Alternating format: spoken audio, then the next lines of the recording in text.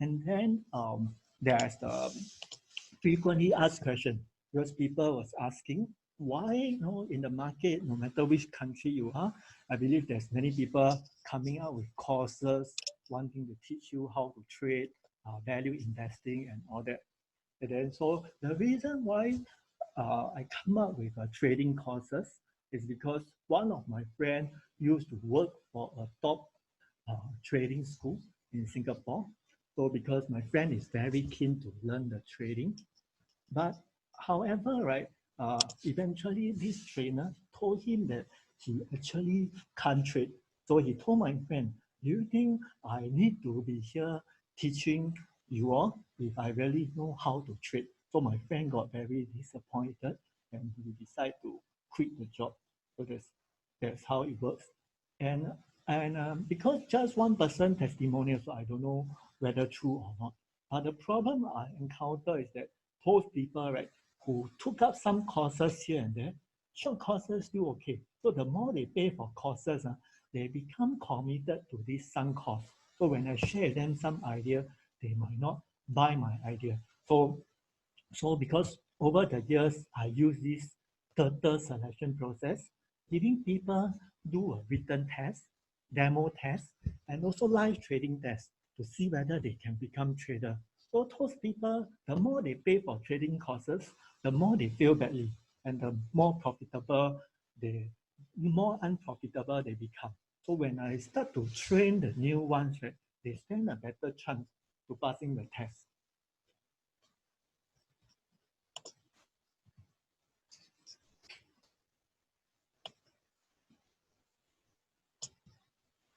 Yeah, and also our course, right? Because now I'm the only trainer, so I'm also looking out for new trainer. So now we passed the phase one, right?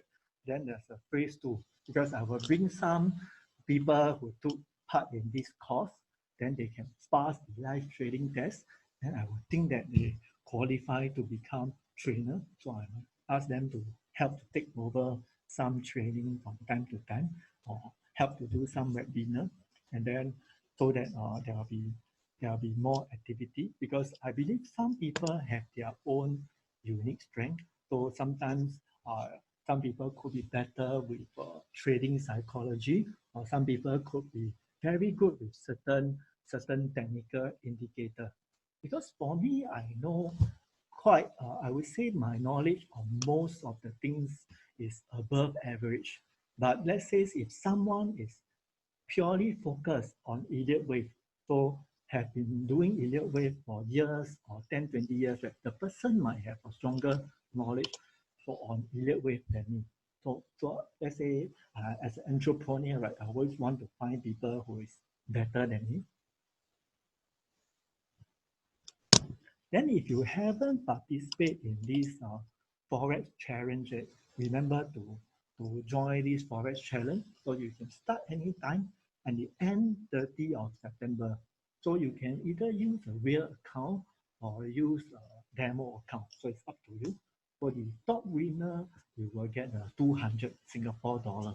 So, and we will announce, so we will announce who is the person who get this 200 Singapore dollar by end of the 30th of September. You can refer your friends also. So even if they are not trading but have some interest, you can ask them to participate.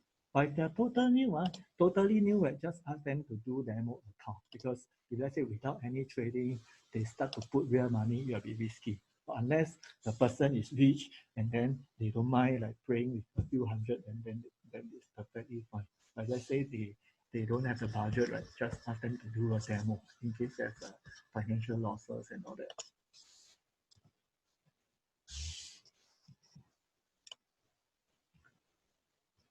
So some people, so today my intention, right, will be to share with you some knowledge so that you can have the knowledge too. So after the the workshop, right, just if you think that you can do it yourself, there's no need to sign up for anything. So now we will start on the topic, how can we apply the Sun Tzu art of war to trading?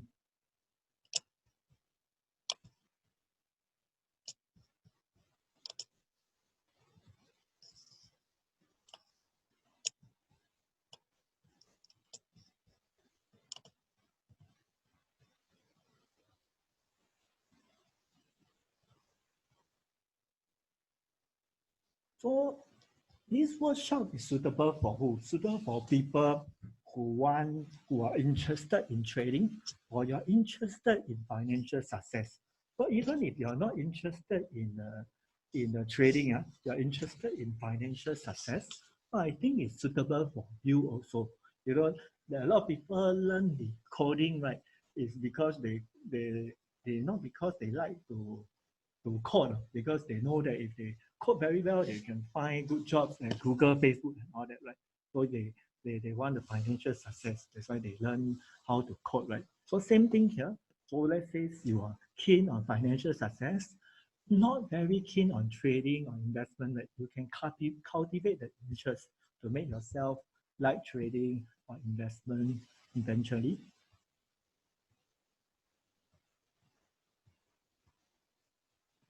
So let's say if you're first time looking at this, right, I have some introduction. So you can go back to the first episode and read up. I mean, not read up. You can watch the video, understand how I started with trading and all that.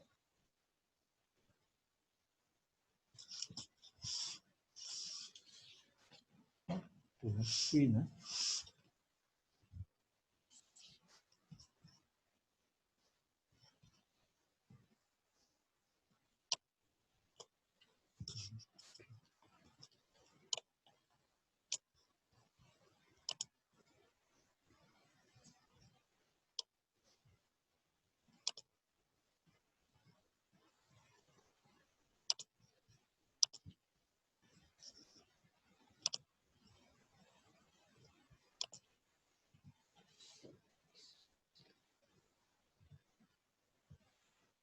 So today I want to share more on the principle of Sun Tzu and how we can apply it to trading. So you can also use it to apply to your personal life or to your work or business as well. So Sun Tzu, right, is a Chinese general. So he was a military strategist and also a writer and philosopher who lived in the Eastern Zhou period of the ancient China. So he was widely recognized for creating this Sun Tzu Art of War that consists of 13 chapters. So I took some, he has many quotes, but I took some that's more relevant to trading, which I want to share with you all. So like for example, the first one, right, he say, move not unless you see an advantage. And then do not use your troops unless there's something to be gained. Fight not unless the position is critical. So how can we apply this to trading? So basically, right, we can see this as because you have to know, no, trading, for example, kid, right, the more they study, so there's a research they study, the more efforts children put into their studies, the higher marks they will get. So for example, we put one group of 100 students. So we measure the hours they study compared to the kind of results they, they get. So there's a positive correlation towards number of study and also the results the person can get. But however, when it comes to trading, right? So trading, uh, sometimes the more you trade, right, it doesn't mean that you have more profit. So another example will be dating. So today you like one girl, so you thought you want to put in a lot of effort to chase after her here. Then every day you message her, morning, good night, and then have you taken lunch, have you taken dinner? Suddenly you find that, oh, this girl blocked you already, you know? So there's no positive correlation. The more time you spend, sometimes it end up in disasters. So we need to have the tactic to apply the right strategy instead of putting in a lot of effort. So you can. So a lot of people also like to ask me what kind of time frame should they use for trading? Should they use 5 minutes, 30 minutes, or 1 hour? So I would say it will depends on you. So it will depend on your schedule. So for example, if let's say you have a full-time job, So it's a full-time job you can actually do on a daily time frame because you don't have so much time to trade. Because if let's say you do 5 minutes and you're working, right, then your boss will be seeing, hey, why are you keep looking at your phone or laptop? So you might lose the job.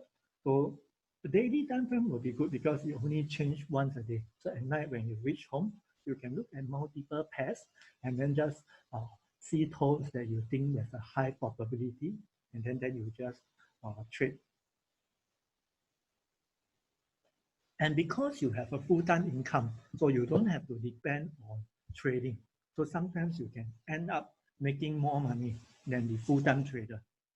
Because a full-time trader will have pressure because they know that they don't trade, they have no profit, then they might not be able to maintain their day-to-day expenses.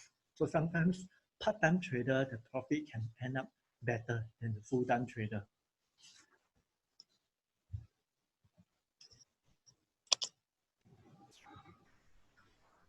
So next, right, in the midst of chaos, there's also opportunity.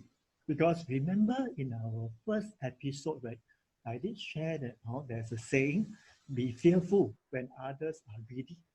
When others are greedy, and then be greedy when others are fearful. Just like, so in fact, the first person who said that, right, is the founder of the Japanese candlestick. What's the name again? Yunihisa Homa, right? The founder of the Japanese candlestick. So he's the first person who said that. But after that, it was made famous by Warren Buffett. So many people, when heard about be fearful when others are greedy, they will think about the Warren Buffett. So now I will show you some real example how to tap advantage into that.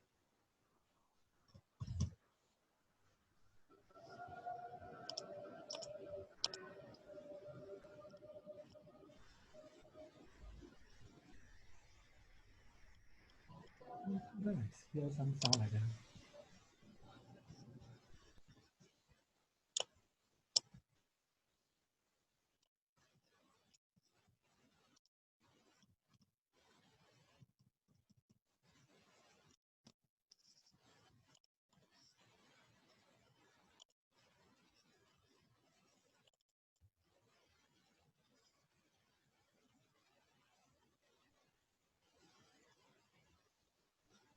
Okay, so now I will show you some real chart of be fearful when others are greedy, and then be greedy when others are fearful.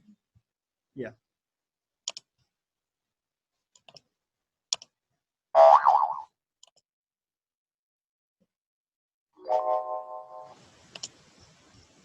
Oh, so this one is the Ava Trade platform. So now you all can see the Ava Trade platform, right? You can see, yeah. So for example, how to be greedy when others are fearful. So take for example, we were looking at this